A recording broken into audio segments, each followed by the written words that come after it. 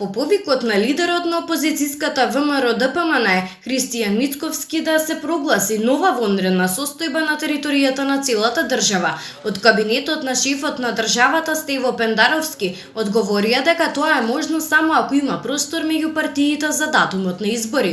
Ставот на председателот Стево Пендаровски е познат на јавноста. Председателот е подготвен да донесе нова одлука за прогласување вонредна состојба на територијата на целата држава, само доколку претходно биде постигнат меѓупартиски договор на сите политички субјекти за датум на предвремените парламентарни избори, заради создавање на правна рамка за нивно непречено организирање и спроведување, известуваат од кабинетот на председателот.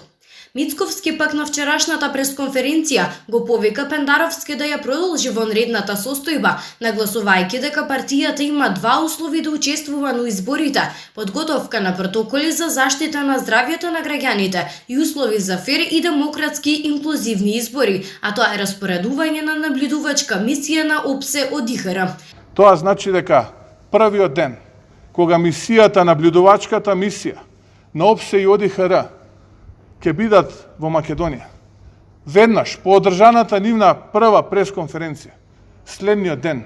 нека биде првиот ден од нашата кампања и од тој прв ден да го утврдиме датумот кога ќе бидат одржани овие избори. Според сегашната ситуација, она кое што ние како ВМРО-ДПМН и коалицијата за обнова на Македонија го антиципираме,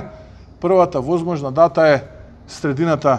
на месец јули. На 13 јуни на полноќ заврши вонредната состојба, а откако лидерите на двете најголеми партии во државата, владеачката СДСМ и опозицијската ВМРО-ДПМН, односно Зоран Заев и Христијан Мицковски, на средбата во Вила Водно не постигнаа договор за датум на изборите, продолжуваат да течат изборните действија за избори на 5 јули. Кампањата пак ќе се започне на 16 јуни.